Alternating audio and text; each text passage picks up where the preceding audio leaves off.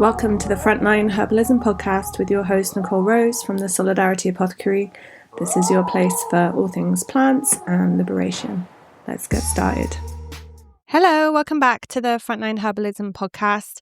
I hope you had a cheeky listen to the last little episode with the announcements because I was talking about sexy merchandise that is available with an ordering deadline of this Sunday. That's raising funds for the Mobile Herbal Clinic Calais, as well as the Herbalism, PTSD and Traumatic Stress course, which is opening this weekend. Please join the waiting list if you're interested.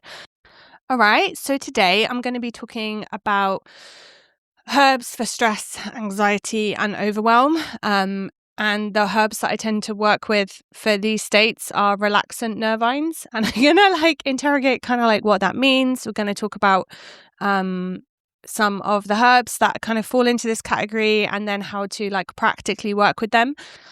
So before we really dig in, I just want to interrogate the word relax a little bit, because I think we associate it with, putting our feet up on the sofa, having a fancy bath, maybe having a lie-in, someone in a fucking spa or some shit. But it's kind of not really what humans have evolved to do. That's kind of how relaxation is really kind of sold to us in capitalism and our kind of cultures and how they've developed. But when we say relaxant, I'm thinking more about the impact on the body and releasing things like tension and relaxing the vasculature, like the network of blood vessels, for example. So when we talk about the kind of different nervous system states, I don't want you to think, right, I'm only going to take these herbs when I'm going to put my feet up on the sofa. Do you know what I mean? Because the world is much more complex than that. And unfortunately, we do need to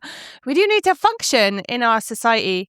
So if you think about how humans have evolved, we've not evolved to just lie down on sofas, if that makes sense. And that is somehow meant to be the antidote to chronic fucking stress and acute survival mode and masses of information overwhelm that we've got in our current culture.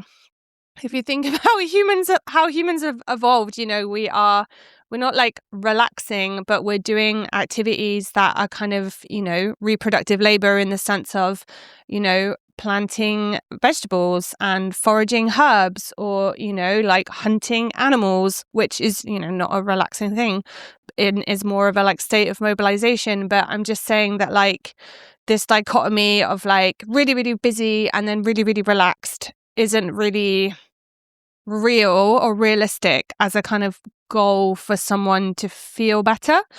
If your life is so full of fucking stress and the only minutes you get to kind of feel sort of safer and kind of, again, calm is a bit like the word relax. It's you can feel as calm as a fucking pond, in certain moments of the day. But if the rest of your day you're full of fucking hardcore adrenaline, fight or flight, then there's still something amiss. Does that make sense? But I know there's a lot of bullshit around polyvagal theory, and all these scientists are polyvagal theory has been debunked and blah blah blah. And I actually talked about that when I built the Herbalism and PTSD course in 2023. I put a thing in there at the beginning of hey, this isn't the only framework that exists, and there's all these criticisms, and actually there's all sorts of theories around how the nervous system has evolved and all of this stuff. But it's one tool in the toolbox to help understand our different nervous system states. Some of which are being in fight, feeling threatened, or being in flight and having loads of anxiety and panic attacks. And then there's one called safe and social, which is where you feel attuned to other people. You feel kind of even happy could be going too far. You might still be unhappy, but you actually feel able to connect to other humans, to think clearly, to connect with the land. And I think this kind of safe and social state is much more of a accurate nervous system goal, I guess, than quote unquote relax. Does that make sense? Because really, ideally, how we want to be feeling is we want to be feeling connected and part of a crew and loved and safe and able to be ourselves and able to be silly and able to play, able to learn, able to study, able to think clearly. Like, these are all things that come with a nervous system state that isn't in like acute crisis all the time. But, you know, like, as is like the fucking political frameworks around this stuff, there's all these structural forces which push us to exist very differently in the world. So it's not always something that we have like autonomy of, if that makes sense. And I don't want to like pathologize the nervous system of like, oh, you need to be like safe and calm and happy when there's like multiple fucking genocides happening around the world and the climate is collapsing and, you know, everything else. So it's like, yeah, you know, taking things with a pinch of salt. And, you know, I talk about this way more in the Herbalism, PTSD and traumatic stress course. But basically, there is a kind of difference between navigating different states and then becoming very stuck in them. And I think anxiety is like one of these extremely natural adaptive things that actually enables us to survive. For example, I'm a single mum to a toddler, which is fucking beautiful, but also really fucking hard. There's a lot of like economic pressure on me and emotional pressure to like hold it all together and stuff. And it's like my anxiety around money is actually like really serving me. Like, it makes me motivated of like, right, I'm going to write my fucking Instagram captions like after the baby goes to bed, or, you know, I'm going to draft this newsletter, or I'm going to do this client work so that I can get paid. Like, there is a level of like, that anxiety is like really, really helpful to like keep you going. And like, I think we sort of underestimate the role of like fear in our lives as like a motivator of like, hey, why do you work in your shit job? Because I actually fear fucking starving, or I fear, you know, being houseless. Like, those are very real fucking fears that our capitalist society manipulates, right? Anyway, I feel like I'm just giving so many like disclaimers to this episode, but I think there is a difference between anxiety that is driving us to protect ourselves and our loved ones, you know, like anxiety about the environment or the climate or whatever. And then there is anxiety which is like fucking debilitating and is stealing our lives from us because we are too anxious to leave the house or build relationships or start that new thing, you know, that could actually, you know, generate some like life-changing income for you, or fucking, you know, support your community in a certain way. Like, you know, anxiety where it becomes sort of like disproportionate to the threat, I think is where we can really, really, really work with plant medicines and, you know, like other practices and modalities so that we can feel more like resourced in ourselves. But yeah, when it becomes our sort of dominant state, I think that's when we need to do something about it, right? And I think, unfortunately, a lot of people who grow up in childhood environments of like extreme stress or, you know, carrying responsibilities, hypervigilance because of abuse and like threatening behavior and things, it's like you don't know the alternative to not feeling like that. And finding your way back to that state, or finding your way to that state, is really fucking hard, but really, really essential in any sort of like recovery or claiming your life back, if that makes sense. And I think those skills are quite hard to learn if you've not been exposed to them. And I think plants are wonderful fucking teachers because you don't have that like relational trauma that you do with a human, you know, like, excuse me, like if you have gone through some sort of like hardcore like attachment trauma, like it's very difficult to then find healing through a relationship with someone. Does that make sense? It is ultimately like the thing you need to do, but it's really, really hard. Whereas with plants, they're not going to like fucking betray you in the same way. So like you are able to access that safe and social time with them, which is why loads of people have amazing relationships with like companion animals, right? Or rescued animals, is because they can trust them and build that closeness and affection with them in a way that they isn't necessarily easy for them to do with a human. So when I talk about the herbalism PTSD course, like it's the act of herbalism that is healing. It is learning how to make medicine, learning how to identify plants, learning how to just sit with a plant and, you know, kind of chat. I know that sounds fucking bonkers, but really that relationship building is what is life-changing. But, you know, like ingesting a plant medicine is also life-changing. And I promise I will get to that in a minute. But yeah, basically, like plants help us access this kind of safe and social state, not so that we can just like quote unquote relax in our bubble baths, but so that we can like exist in this world and do what we want to do and do what makes us feel alive and, you know, get through it without, you know, fucking horrific kind of different layers of chronic disease, which again are caused by all sorts of things, not just the stress response, but the stress response is, you know, a major factor in health. So anyway, so I feel like I've tried to lay the groundwork around anxiety and that it's protective and that our goal isn't this like relaxation state. Our goal is to be able to exist in the ways we want to exist. So some of the herbs that can help us with this are Relaxant Nervines, which have the annoying word relax in them.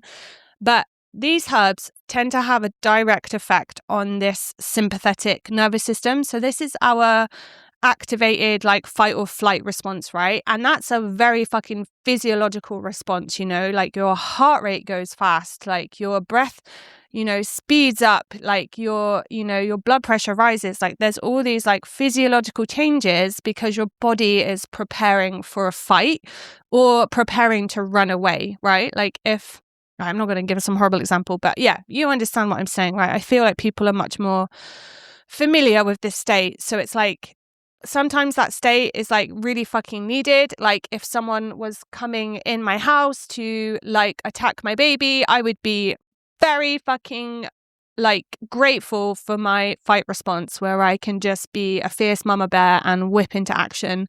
But again, if I don't need to be in that really hectic fight or flight response, like that is disproportionate to what I'm kind of trying to cope with, then it is putting a big toll on my body, right? Like it is meaning that, you know, you're releasing all these stress hormones like cortisol and everything else, and your insulin starts going wonky, and, you know, like you are not able to kind of like repair your tissues as well.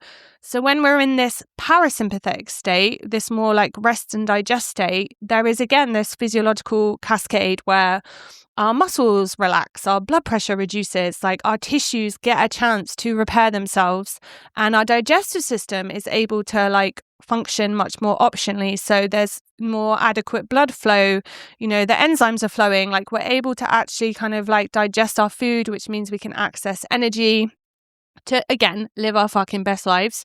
Best lives. Who am I? I mean, I guess I am a millennial. Ugh. Anyway, but by working with these herbs, we can support the body to access that parasympathetic state, and not just that like quote unquote relaxation state, but really that kind of like much calmer, safe and social, like I'm getting shit done, I'm doing the things I want, I'm having fun with my friends, I'm learning, I'm living, I'm organizing, like I'm, you know, like alive and kind of connected to the world. Like that's kind of, I guess, what we're going for. So yeah, how, you know, what herbs are these? Like they sound fucking amazing, right? And that's because they are. So there's a bunch of them. And the ones that I profile in the Herbal PTSD and Traumatic Stress course in much more depth include lavender, lemon balm, chamomile, catnip, and feverview. And, you know, depending on where you are living in the world, there will be many other herbs, I'm sure, that kind of serve this function, so to speak. So these herbs can help in all different ways and mechanisms, reduce anxiety. They can often aid sleep because, I mean, fuck me, that's like a whole other episode. I'm going to talk about sleep and sedative herbs soon, but like basically to enhance the chances of like a quality sleep in the nighttime, having more of this like safe and social time and this kind of rest and digest state is like actually essential in like preparing the body to sleep. And when our cortisol and our stress hormones are all over the place, that really messes with our sort of circadian rhythms and our body's ability to relax. So these nervine relaxants, like I see them as kind of like toning down the anxiety through the day so that there's less levels of activation, so that you are much more prepared for sleep. And the better you sleep, the more likely you can recover from chronic illnesses, the more likely you feel in like a safe and social state the next day. You know, I think I shared a funny meme once that was like, you know, I didn't sleep well and coincidentally, like everyone was like irritating today. And it's like, yeah, you just feel shit because you haven't slept well. So yeah, working on sleep is like super, super critical in my experience as a herbalist. Many of these herbs have kind of a carminative action on the gut. So kind of gentle antispasmodics, like help the whole kind of GI system to relax in the way that it enables like processes of digestion. So it's not like, oh, I'm relaxing my gut so that, you know, I have diarrhea. It's more that like I'm, you know, reducing the kind of like tension and constriction in the system, which enables enzymes and things to flow. You know, they might have the action of like relieving like tension, just like broadly in terms of like musculoskeletal pain and tension. And that, you know, that can really have an impact on things like headaches or like migraine prevention. When, yeah, lots of people who are living in this like fight or flight state have like very chronic states of tension. Or, you know, they kind of, yeah, have that kind of like constitutional, I don't want to say vulnerability, but like pattern towards that. Like I'm a, you know, historically very sort of like more hot, tense person. And so these herbs are like fucking life-changing for me in order to feel more like relaxation and less kind of like, yeah, tension in my, you know, like I used to have costochondritis, like this chronic pain in my rib cage. And that was like really connected to like tension patterns of like shortness of breath and like holding tension in my body from years and years of like literal emotional tension of like holding everything. Anyway, Relaxant Nervines can also have a real direct action on the neurotransmitters in the brain, including these like quote unquote inhibitory ones that kind of reduce the activation in the central nervous system. And in the Herbalism, PTSD and traumatic stress course, like at the end of each plant profile, I share some like research papers that I've been able to find on these particular plants, just like key ones. Like normally it's like 3 or 4 for each module.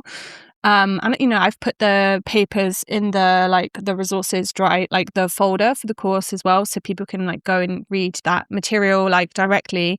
But yeah, there's a lot of like interesting research around how these plants have an effect on certain neurotransmitters and kind of brain chemistry, and like, you know, lavender is like super fucking well researched in that respect. So yeah, so these herbs can have all of these different actions, and knowing the differences between them is really, really fucking helpful, because then you can get like really specific with what you're sort of craving and I guess your sort of predisposition for stress. I'm going to talk about each of these in like a little bit more detail, so that you can think about like practical ways to work with them. But yeah, I guess I just want to say that like working with them can be really, really, really life-changing. Okay, so yeah, let's dive into the plants.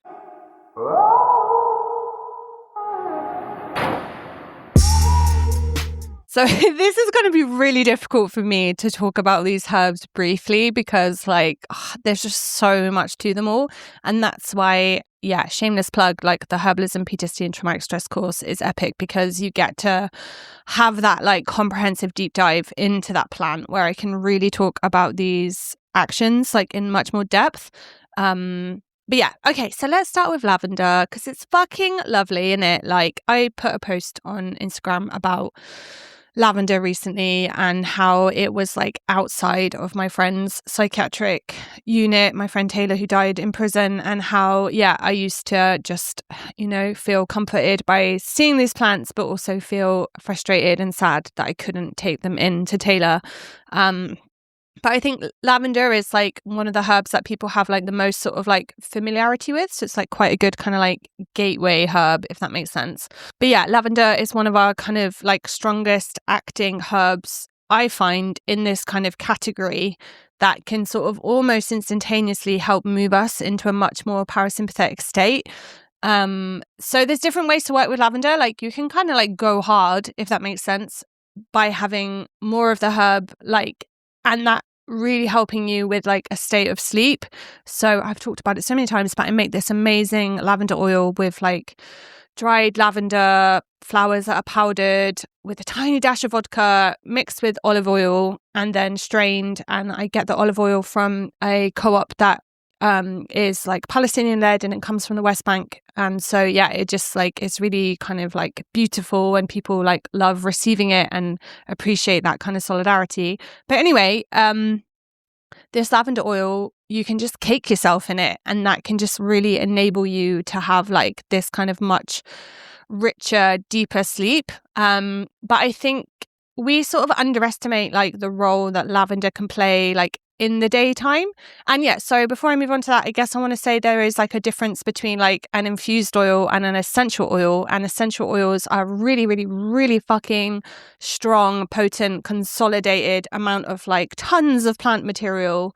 And so, you know, if you put lavender essential oil in like a burner or something, like an essential oil burner, that will probably fucking knock you out enough to go to sleep. Do you know what I mean? Whereas working with like the infused oil, for example, is just kind of different, because you are able to like, I hate the word function because of like fucking capitalism, but like you are able to sort of like function better. But I think people underestimate the role of lavender as like a daytime nervine, and you can use lavender tincture. It's really, really fucking strong because it's got a lot of like volatile oils in it. So I don't tend to work. It's not something I would like chug down in quantity like I would hawthorn or rose or chamomile, for example. Like it's much more, because of its very strong chemistry, it's like, yeah, you know, much, much smaller dosing. But for example, like after I had my baby, like one of the like teas I would take had a lot of like chamomile and like a sprinkling of lavender in there. And it just like took the fucking edge off the stress, you know, like I was like pretty much high as a kite, to be honest, in terms of like oxytocin and all these like lush herbs. But yeah, a little pinch of lavender in a daytime blend is really, really good. Or like, for example, if you know you're fucking traipsing around central London in the fucking underground and everything is like go, go, go, go, go, and it's like super adrenaline-y, then just like having that little bit of lavender oil like on you, or having like an aromatherapy inhaler that you can just sniff in those moments, I think can really, really resource the nervous system to not hit that kind of like, I'm gonna have a fucking panic attack level of stress. Does that make sense? The nice thing about lavender as well is like it's not like a downer herb that just like calms you down, if that makes sense. Like it's very uplifting to mood. And like on the practical medicine making courses that I teach, which is like this 3-day face-to-face course, like on the middle day, I chose it specifically because it's like we have a little bit more of a rest time in the evening, and we make lavender oil in that afternoon. And people just think, oh yeah, it's just because like the weather is nice, but like they are fucking high on lavender, trust me. And you know, like I really make them like make shitloads of it because it is a bit fucking hard work to process, I'm not gonna lie. So like having a whole group of people making it so that we can use it in Calais and use it in the care packages and stuff is fucking sweet. But also like it's amazing watching the whole mood of the group change. Like everyone starts getting like silly, a little bit flirty. People are like, oh, let's go swim in the pond. You know, people just want to like lie down and like sunbathe if it's sunny. And like,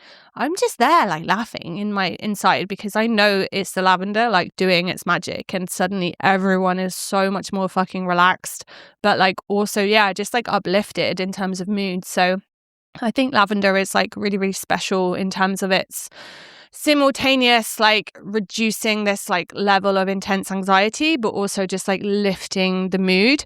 So yeah, I'm gonna stop talking because I could just talk about these herbs like all fucking day long. And yeah, do not get me started on these fucking amazing families of plants and how they interact with like the gut bacteria and the gut bacteria's relationship to the nervous system. Like, you know, there is just like so many ways this could go. So I'm not going to go there. In our like Black Flag Herbal Clinic, we've got like this is the anarchist free clinic started this year. We've got like some signal chats where if someone's opted in to have like student support, then we'll be able to like discuss, you know, what came up in the consultation and ideas around like herbal recommendations and things. And we always have like the best little like clinical, you know, like chats around different things. And like it always ends up in me talking about like some fucking microbiology thing of like, oh, well, did you know this is really interesting? Blah, blah, blah, blah, blah. Anyway, right, I'm going to move on because otherwise it's going to be a very long episode.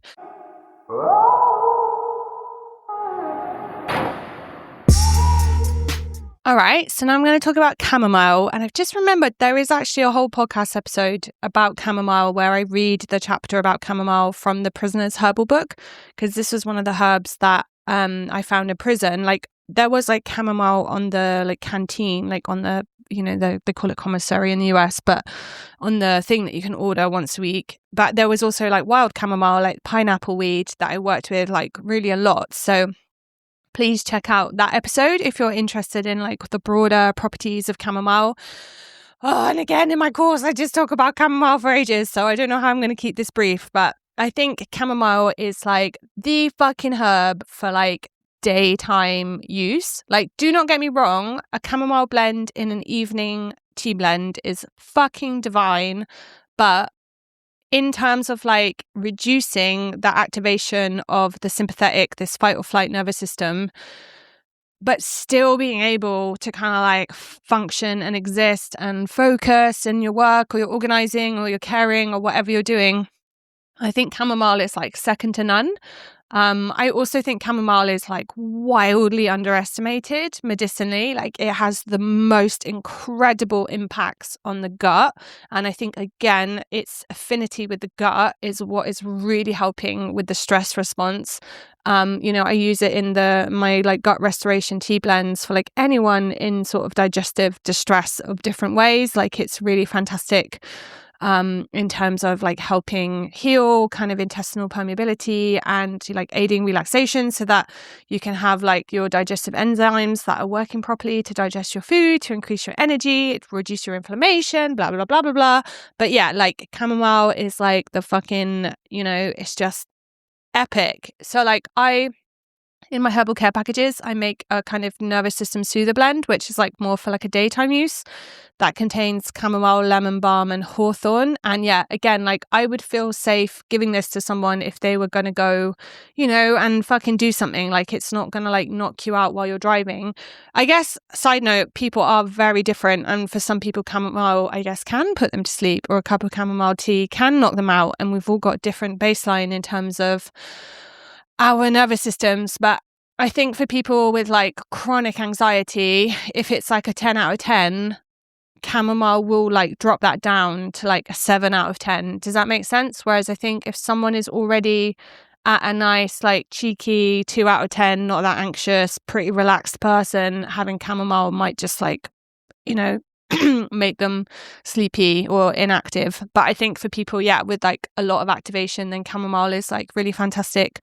So yeah, it's fantastic in helping us with this kind of shift. It's got this real affinity with the guts, which I've mentioned. But if anyone has that kind of like fault line tendency where they manifest anxiety in their tummy, I think chamomile is really fantastic. Like for me, I'm like, my digestion's pretty rock solid these days, but like I'm a musculoskeletal girl of like pain and stress will come up for me like in my ribs and in my shoulders and my back, whereas I don't really get a funny tummy when I'm anxious. Does that make sense? Whereas other people, it's like the first thing to go is their digestion. You know, maybe they just want to go to the toilet. Maybe they just feel nauseous. Maybe they get like stomach cramps. Like, so yeah, chamomile is definitely your herb if your sort of like stress response pattern is like very linked to your digestion. Yeah, and you know, like it has all these other external uses. But yeah, I think again, check out the Herbalism PTSD and traumatic stress course for more detailed stuff around chamomile. But I guess, what I'm trying to say is that like maybe when you're out and about and you're super fucking stressed, at your posh coffee shop, en route, where all your train's fucking delayed, instead of going for like a super stimulating coffee, you reach for the chamomile tea. Not only is it cheaper, but it will, pay dividends in terms of your nervous system. So yeah, I think chamomile is fantastic.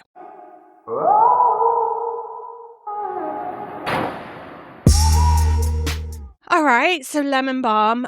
Oh my God, what another fucking babe, like another member of the mint family. The mint family are just like so fucking generous with their nervous system supporting actions.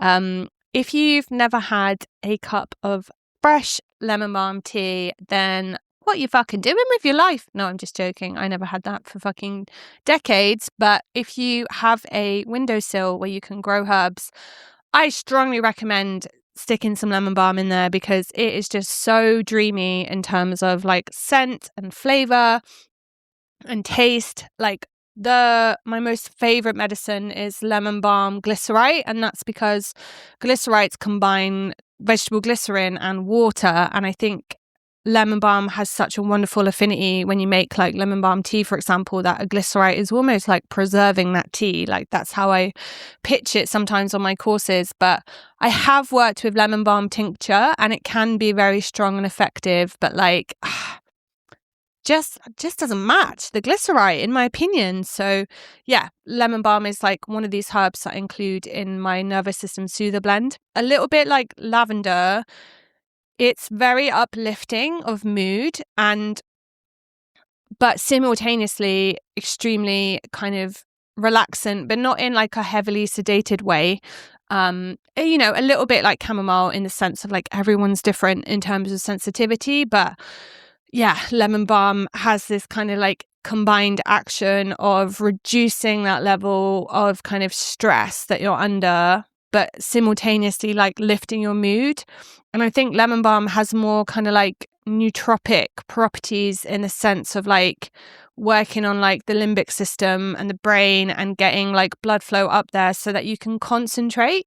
Like if I had like an exam, for example, which thank God I don't have exams anymore with my clinical training being finished and stuff, but like lemon balm would be a herb that I would definitely not be afraid to take in terms of a nervine. I definitely wouldn't want to take fucking lavender or something because I'd be way too sleepy, but like lemon balm would reduce that kind of like intense stress response that like fucks with your brain so you can't concentrate and you feel overwhelmed, but it would also like help aid your concentration. And I think when we think about the parasympathetic nervous system as a way to feel this kind of like safe and social like connectedness with the world, lemon balm is like extremely enabling of that because of this like uplifting property.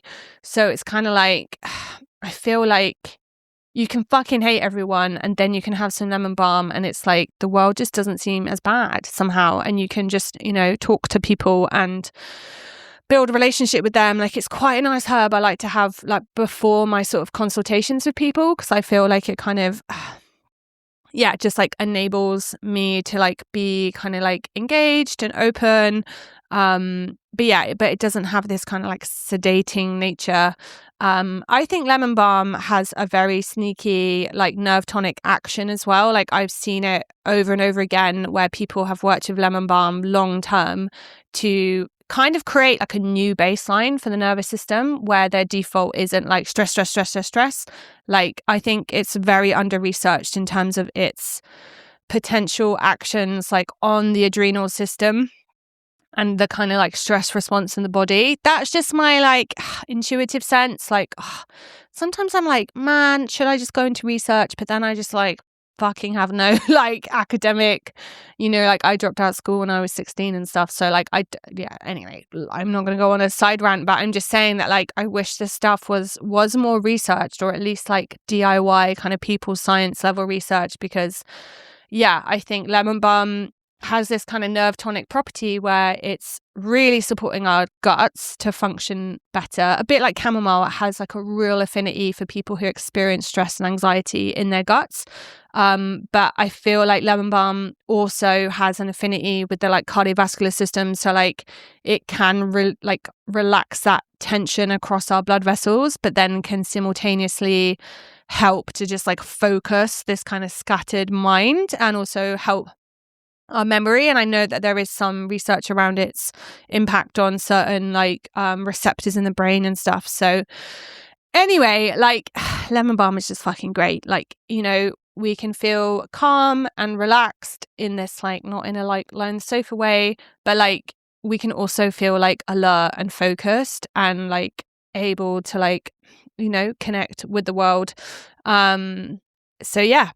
All right. I think, oh my God, yeah, I could just talk about fucking lemon balm all day. But yeah, in the Herbalism, PTSD and Traumatic Stress course, you can find a very in-depth profile of lemon balm and all of the plants I'm talking about and different studies and yeah, all of the things.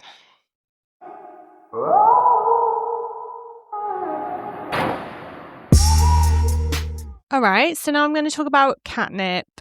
And again, so much to say about this plant. Please check out the full profile in the Herbalism, PTSD and Traumatic Stress course. But again, I feel like catnip is really fucking underestimated and not worked with as much as it should be, if that makes sense. So catnip was one of those herbs that I also had after the birth of my son, and was, yeah, it's got an affinity with people who are kind of like breast or chest feeding. And again, there's so many other medicinal actions beyond its like impact on the nervous system. But yeah, catnip, I feel like when I get people that are sort of a little bit, I don't want to say like resistant to herbs, but like they take the sort of blends for anxiety and they're not really helping, I feel like catnip is just this like fucking, I don't know, it just like comes in as like something a little bit stronger, a bit more pokey, or maybe there's just like different mechanisms of how it's affecting the body. But yeah, catnip has a really, really strong impact on the gut. It's also part of the mint family, which is just like this dreamy family of plants with all these amazing properties that really have an affinity with the digestive system and the nervous system. But yeah, for people who really manifest anxiety in their guts, I think catnip is fucking amazing. And who knows, maybe it's because of its impact on the gut bacteria. I think that's probably where research is going. But it has this kind of like affinity for people that where things are like, it sounds like hippie-ish, but like rising upwards. Like they get kind of like some people's anxiety is like coming from their like chest, if that makes sense. Like they instantly feel that kind of like panic in their chest. Maybe they have like a heart palpitation and then it just like moves across their body. And other people, they just feel it in like their kind of like upper GI, like they get like a kind of, you know, like pain in their sort of throat, like they can't swallow well, or like they feel nauseous. And then other people get it like really like down below, where they just want to like fucking go to the toilet straight away, like, and get, you know, full on diarrhea. And then I feel like catnip is like something in the middle, where there's like, is more like in the stomach, but it's kind of like rising up into the chest, if that makes sense, rather than like starting in the chest. But yeah, like actually catnip is used a lot for that kind of area. Like it's used for like colic, for example, in babies and infants. But yeah, so yeah, this kind of like strong affinity with the digestive symptom, and it's also a kind of like diaphoretic, so it helps kind of like induce kind of like sweating and perspiration. Like it's a kind of traditional like fever tea. But I feel like for people who are hypervigilant and tense, catnip is like a strong like releaser, like a mover, because of this kind of like diaphoretic, like pushing things outward. Like I feel like some herbs relieve anxiety by just kind of like calming overactivation, and some herbs relieve anxiety because they've like helped it move in like a really like somatic way of like, you need to kind of like express this anxiety, you know, like say if someone has like a, you know, respiratory infection or fever, like they have to kind of like sweat it out. Do you know what I mean? Like it has to be kind of like released from their system. And sometimes those kind of chronic infections, like there isn't like enough of an immune response kind of mounted, which creates this like much longer term sort of slower inflammatory like post-viral feeling. And I feel like catnip is really great for those people where they're sort of like lymph is kind of stuck, or their like nervous system is quite stuck. Like it's a very like releasing, moving herb. Does that make sense? So yeah, so anyway, it's, you know, it's quite strong. Again, it's not like a herb that I'm taking like day to day, like in a nervous system soother blend. Like I wouldn't just include catnip in my like care packages for people, because it can just be like very, very, very strong. And the awkward thing about warming herbs, especially warming mints, is that like they can be stimulating for people. And like there is a whole module in the PTSD course around stimulating nervines, which are herbs that have more of a kind of like stimulatory effect, like helping people have like a bit more energy and vitality. And I feel like, you know, like I was a bit torn with catnip, of like putting catnip in this more stimulating category rather than a relaxant nervine. But like, you know, like I mentioned, like I had catnip quite a lot after I had my baby, and like I do feel like it had this kind of like anxiety reducing effect, because the levels of anxiety were so high, like that hypervigilance around like a newborn and like, are they safe, and that level of like depletion after a birth like is really full on. And I feel like catnip just calmed me the fuck down. And I think it's very good in that kind of like acute crisis moment. I don't work with it in like a kind of nerve tonic-y way of like some, you know, I would be so happy if someone took lemon balm like for days on weeks and months on end. Like that would be like, I wouldn't see any sort of like kind of biochemical harm or risk there, if that makes sense. Whereas I feel like catnip is just that much, like just a lot stronger. So I would be hesitant for someone to take it so long. And I think it has much more of a like antimicrobial property on the gut as well, which you don't want long term. But I think if you can build a relationship with catnip so that you can have catnip at like specific moments for you, like, you know, when you are in a state of like intense emotional shock, like I feel like catnip would be like a very powerful herb. Or if you want to, you know, do kind of releasing rituals around like grief and just heartbreak and like reclaiming your fucking, you know, energy, I feel like catnip would be great for that. But anyway, I keep saying I'm just going to record little tiny introductions to like tease you into these plants, and I'm just chatting and chatting and chatting. So I'm going to, stop there and then talk about the last herb, fever view.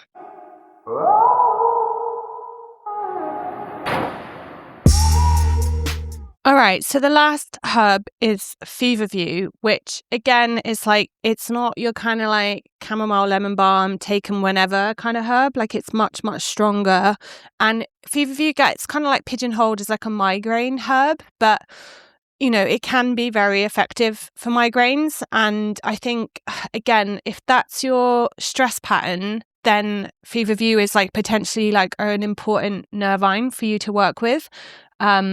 It's very cooling and bitter. And in the PTSD course, there is like a whole lesson about energetics. But like when we think about the kind of like fight or flight system, there's like a lot of fucking heat there, like especially in the fight state, which is often accompanied by like a lot of like anger and rage.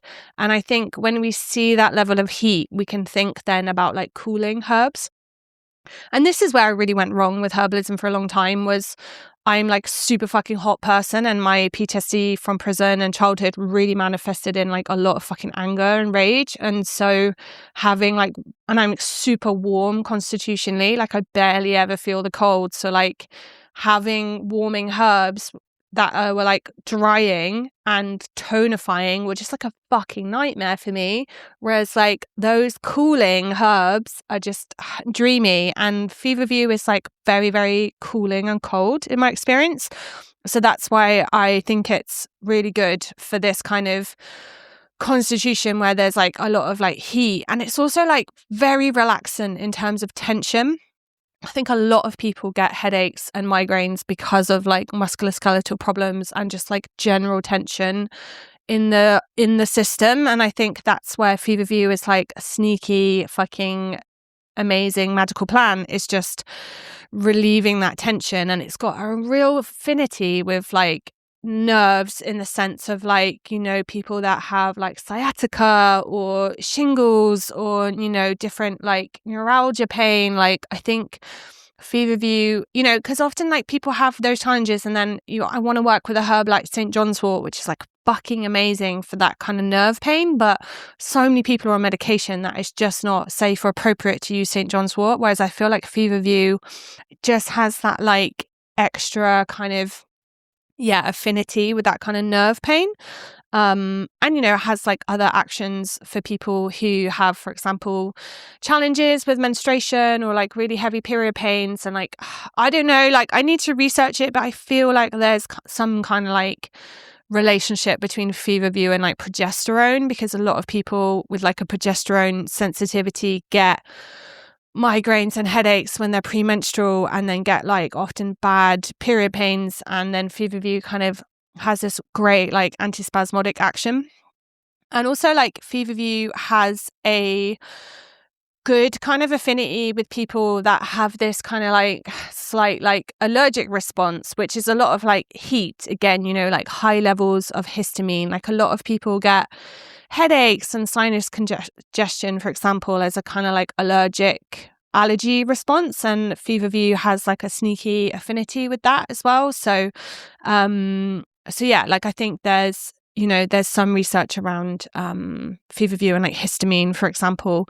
And things like vertigo, like that's very progesterone-y anyway. But also Feverview has this affinity with the liver. So then people that are having progesterone challenges, for example, like a PMT pattern, often there's like a liver issue where the liver is not kind of optimally clearing stress hormones and things. So